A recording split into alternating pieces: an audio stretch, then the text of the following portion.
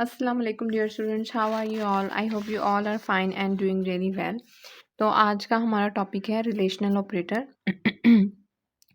Relational operator क्या होता है? रिलेशनल ऑपरेटर ऐसा ऑपरेटर जो किसी दो क्वांटिटीज़ के दरमियान में रिलेशन बताए। रिलेशन किस सेंस में कि ये are these are two equal और नॉट, लेस देन और इक्वल, यानी कि बताए कि ये दो क्वांटिटीज़ आपस में बराबर हैं या नहीं हैं। अगर बराबर नहीं है तो कौन सी क्वांटिटी बड़ी है, कौन सी क्वांटिटी छोटी है। आपस की यानी कि रिलेशनशिप को जो बयान करे ऑपरेटर, बता दे, आपको फाइंड आउट कर दे, that is known as relational operators. ठीक है, देख लेते हैं ये कहाँ से कहाँ तक करना है। Relational operators compare two values to determine the relation between the values. दो वैल्यूज़ के दरमियान कंपैरिजन करता है और उसका रिलेशन फाइंड आउट करता है। Relational operators identify either the values are equal, not equal, greater than और लेस देन और वन अनदर, एक दूसरे से बड़ी हैं या छोटी हैं।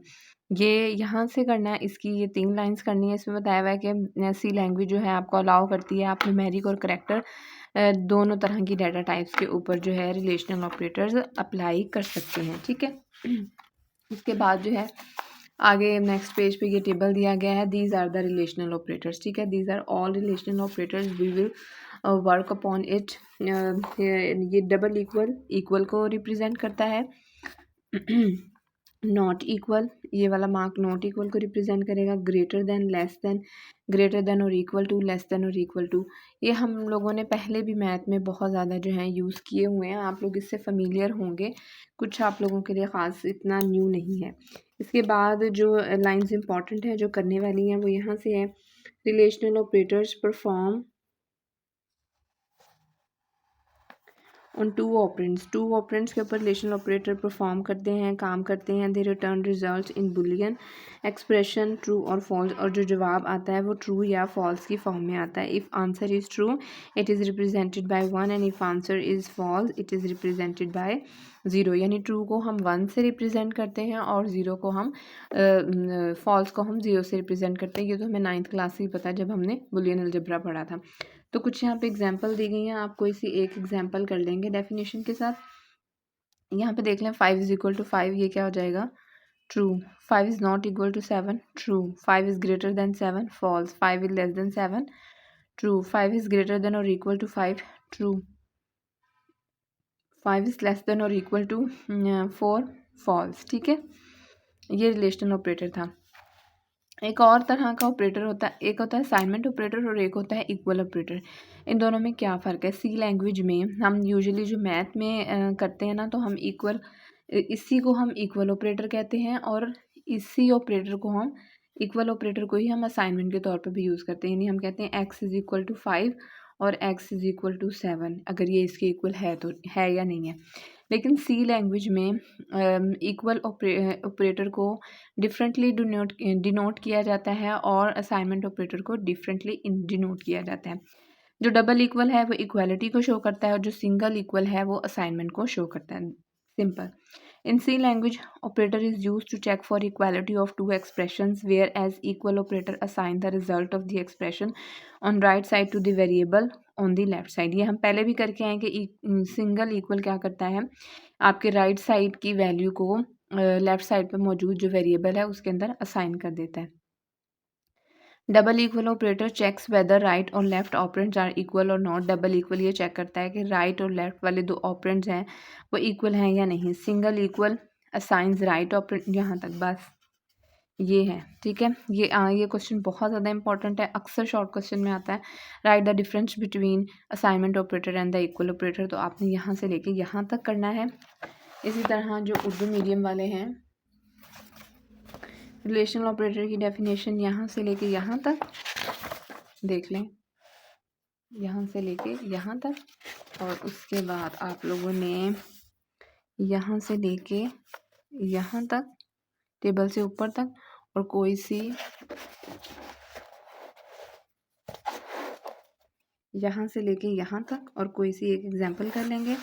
और ये सारे रिलेशनल ऑपरेटर हैं, ये आपने याद करने हैं। ठीक है, और यहाँ से ये इक्वल और नॉट इक्वल, यहाँ से आपने करना है इधर, दैट्स इट, ये वाला क्वेश्चन। असाइनमेंट ऑपरेटर और बराबर के ऑपरेटर में क्या फ़र्क है, ठीक है, क्लियर। और यहाँ से देख लें, ये वाली आप लोग एक्टिविटी कर लेंगे, एक्टिविटी 2.10। इसमें उन्होंने कहा y की वैल्यू आप सपोज कर लें 7 है और x की वैल्यू 3 है, तो आप वैल्यू पुट करेंगे और आंसर निकालते जाएंगे। सपोज ये पहले वाला है x + 4 is equal to y, तो x की वैल्यू है 3 + 4 इज़ इक्वल टू y की वैल्यू है 7, 7 इज़ इक्वल टू 7, तो ये क्या है हमारे पास ट्रू है। इसी तरह हम वैल्यूज़ पुट करके आंसर निकालते जाएंगे बाकी एक्टिविटीज़ का। उसके बाद है हमारे पास लॉजिकल ऑपरेटर। लॉजिकल ऑपरेटर आप लोग बहुत अच्छे तरीके से 9th क्लास में करके आए हैं बुलियन अलजेब्रा के चैप्टर में, लेकिन फिर भी हम इसका जो है थोड़ा सा इसको रीड कर लेते हैं ताकि आप लोगों का जो है रिकैप हो जाए, रिव्यू हो जाए, ठीक है। लॉजिकल ऑपरेटर्स की डेफिनेशन देख लेते हैं सबसे पहले। Logical operators perform operations on boolean expressions and produce boolean expression as a result. ये लॉजिकल ऑपरेटर्स होगी और इसकी एग्जांपल है हमारे पास and operator, or operator, not operator. और सी लैंग्वेज में and operator double address sign, logical operator double ये पाइप साइन, और लॉजिकल ऑपरेटर लॉजिकल नॉट जो है एक्सक्लेमेटरी मार्क के ज़रिए जो है हम रिप्रेजेंट करते हैं, ठीक है। ये इंपॉर्टेंट नहीं है, ये आप कट कर देंगे। And operator double address sign take two expression as operand and produce the result if both of its operands are true, it return false if any of the operand is false। आपने सिर्फ इसकी definition और इसका table, ठीक है। Table आप लोगों ने 9th क्लास में भी किया, वो वाला भी कर सकते हैं, ये भी कर सकते हैं। False false is equal to false, false true is equal to false सिर्फ उसी सिचुएशन में ट्रू होगा जब आपकी दोनों वैल्यूज जो हैं वो ट्रू होंगी। सेम इसी तरह जो है उर्दू मीडियम वाले कर लेंगे, ठीक है। ये लॉजिकल ऑपरेटर यहाँ से लेके एक्सप्रेशन होता है, ये इसकी डेफिनेशन है, ठीक है। ये वाला आप टेबल करेंगे, उसके बाद ये यहाँ तक, और ये वाला टेबल करेंगे। फिर उसके बाद नेक्स्ट है और operator. Or operator accepts Boolean expression and return true if at least one of the operand is true. जब दोनों में से कोई ऑपरेंड भी ट्रू होगा तो वो वैल्यू ट्रू दे देगी। एंड बिल्कुल इसके ऑपोजिट है, दोनों वैल्यूज़ ट्रू होनी चाहिए, अदरवाइज आंसर आपका ट्रू नहीं होगा। कोई एक भी वैल्यू फॉल्स होगी तो वो फॉल्स दे देगी, और इसमें कोई एक भी वैल्यू ट्रू होगी तो आंसर आपका क्या आ जाएगा, ट्रू आ जाएगा। यहाँ से लेके यहाँ तक आपने डेफिनेशन और इसका टेबल। नोट ऑपरेटर निगेट्स और reverse the value of the Boolean expression. ये क्या करता है, बुलियन एक्सप्रेशन की वैल्यू को ऑपोजिट कर देता है।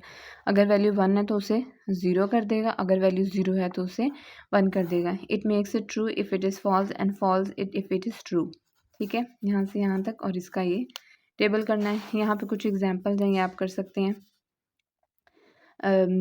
मैं कोई 2 करवा देती हूँ, बाकी आप खुद करेंगे। 3 इज़ लेस देन 4, ये क्या है, true. And 7 is greater then 8, ये क्या है, फॉल्स। तो आंसर क्या हो जाएगा, फॉल्स। एंड में तभी ट्रू होगा जब दोनों आपके पास ट्रू होंगी। 3 इज़ इक्वल टू 4, फॉल्स, और 3 इज़ ग्रेटर देन 4, ट्रू। तो आंसर यहाँ पे क्या आ जाएगा, ट्रू। और ये बाकी की आप लोग खुद कर लेंगे, ठीक है। और ऑपरेटर वाला कर लेते हैं। ये देखिए यहाँ से लेके यहाँ तक इसकी डेफिनेशन है और इसका टेबल। नॉट वाला यहाँ से लेके यहाँ तक इसकी डेफिनेशन है, इसका टेबल, और इसमें से कोई सी एक आप एग्जांपल कर लेंगे, ठीक है।